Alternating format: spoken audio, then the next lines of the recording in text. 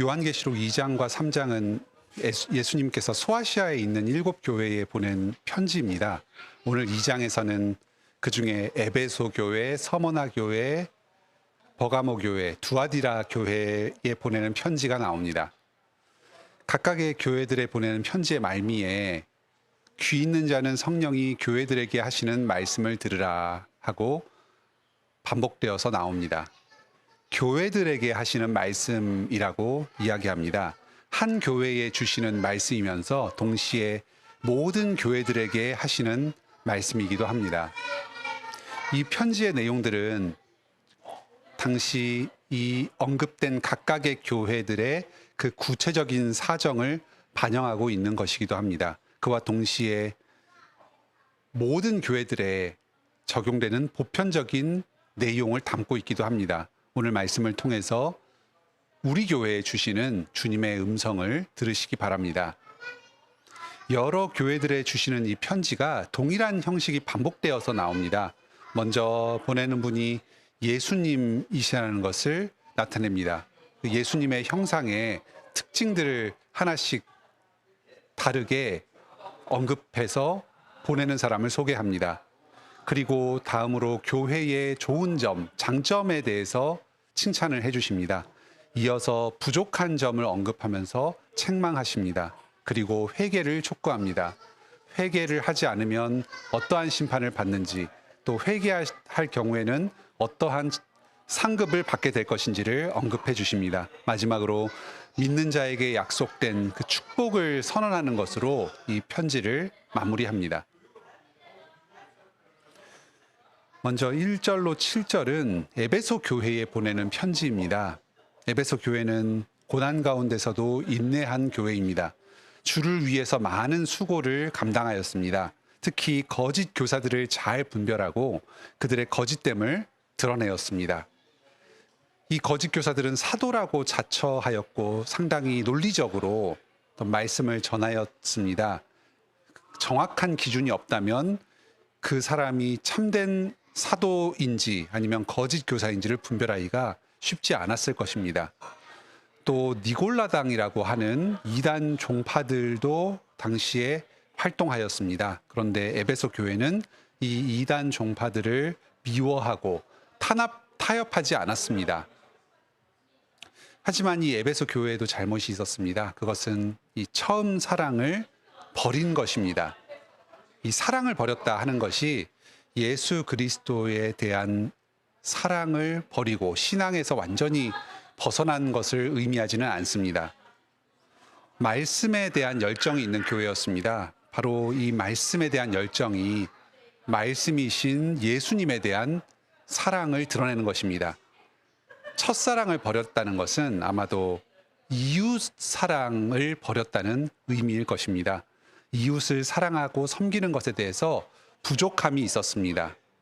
지식적으로는 아주 철저하고 이단들을 적절하게 분별해낼 능력이 있었지만 반면에 내 주변에 함께 생활하는 형제 자매를 사랑하고 섬기는 데에서 부족함이 많은 교회였습니다. 아마도 이단을 판단하고 분별하는 그 냉철한 기준을 사용해서 형제 자매의 여러 생각들과 행동들을 판단하면서 정죄하였던 것이 아닌가 합니다. 예수님을 사랑한다고 하면서 가까이에 있는 믿음의 형제 자매들을 사랑하지 않는 것은 큰 잘못입니다. 만일 계속해서 에베소 교회가 이런 상태에 머무르게 된다면 그 교회가 예수님께로부터 멀어지고 사라져 버릴 것입니다. 하지만 회개하고 사랑으로 나아간다면 이 에베소 교회는 용서함을 받고 영생을 누리게 될 것입니다. 우리도 스스로의 모습을 돌아봅시다.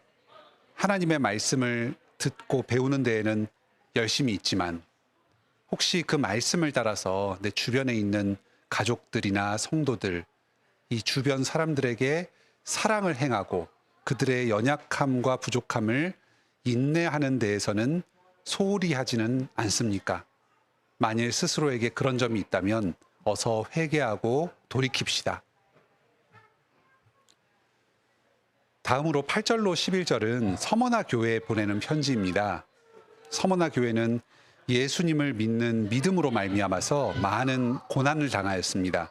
환난과 궁핍을 당하였습니다. 특히 유대인들로부터 많은 비방을 당했습니다. 유대인들은 그리스도인들이 율법과 성전을 모독하고 하나님의 이름을 더럽히는 죄를 범하였다고 모함하였습니다.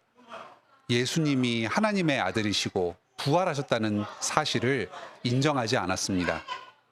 심지어는 로마 황제에게 반역을 꾀한다는 누명을 씌워서 고발하기도 했습니다. 예수님을 죽인 것과 똑같은 탄압을 예수님의 제자들에게도 가한 것입니다.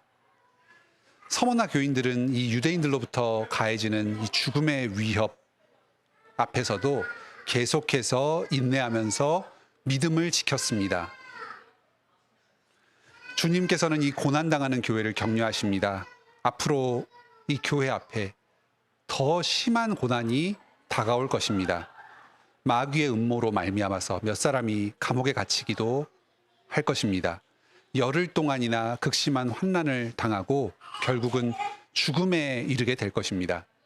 만일 이 투옥 성도들이 끝까지 믿음을 버리지 않고 죽기까지 충성한다면 영생의 면류관을 얻게 될 것입니다. 둘째 사망을 당하지 않게 될 것입니다. 어쩌면 이 땅에서의 죽음은 피할 수 없는 것일지도 모릅니다. 하지만 우리에게는 예수님의 부활과 영생이 약속되어 있습니다. 고난에 굴하지 말고 끝까지 충성하면서 영생을 누리는 여러분들이 되시길 바랍니다. 아빠 예배 지어요? 이어서 12절로 17절은 버가모 교회에 보내는 편지입니다. 버가모 교회는 사탄의 왕좌가 그곳에 있다 할 정도로 아주 악하고 타락한 지역에 있었습니다. 그곳은 믿음을 지키기가 아주 어려운 장소였습니다. 심지어 그곳에서 한 충성된 성도 안디바라고 불리는 사람이 예수 그리스도의 증인으로서 순결하게 살다가 순교를 당한 곳이기도 했습니다. 버가모 교인들은 이런 여러 공격들, 유혹과 핍박 가운데서도 예수 그리스도의 이름을 굳게 잡고 믿음을 지켜왔습니다. 하지만 이들에게는 책망할 점도 있었습니다. 구약의 거짓 선지자 발람의 뒤를 따라서 자신의 이익을 탐하여서 우상숭배에 참여하는 성도들이 있었습니다. 교인들 중에서 이방 성전에 참여해서 제사 드린 음식을 함께 나누어 먹는 사람이 있었습니다. 또 음란한 제사에 동참하기도 했습니다.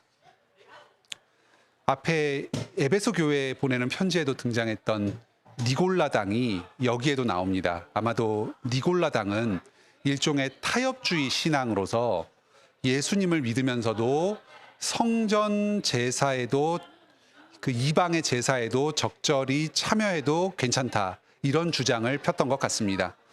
어떤 니골라당의 세속주의 신앙이 버가모 교회에 퍼져나갔습니다. 어서 빨리 회개하지 않으면 예수님의 심판의 말씀이 그들에게 이루어질 것입니다.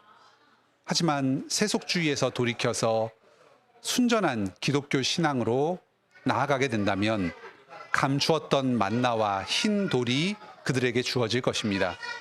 바로 예수 그리스도 안에서 누리는 영원한 생명을 의미하는 것들입니다. 오늘날 우리들의 모습 가운데도 혹시 예수님을 믿으면서 동시에 세상의 가치와 탐심을 섬기는 마음이 함께 있지는 않은지 돌아봅시다. 세속주의와 타협주의가 우리의 삶 가운데 영향을 미치고 우리 교회 가운데 점점 퍼져나가고 있지는 않은가 돌아봅시다. 두 주인을 동시에 섬길 수는 없습니다. 이 세상의 돈이나 성취를 우상처럼 섬기지 맙시다. 오직 한 마음으로, 한 뜻으로 온전히 예수 그리스도만을 섬깁시다. 오직 하나님의 영광을 위하여 그 밖에 이 세상의 모든 것들을 추구할 수 있게 되기를 바랍니다. 마지막으로 18절로 29절에서는 두아디라 교회에 보내는 편지가 나옵니다. 두아디라 교회는 사랑과 섬김이 넘치는 교회였습니다.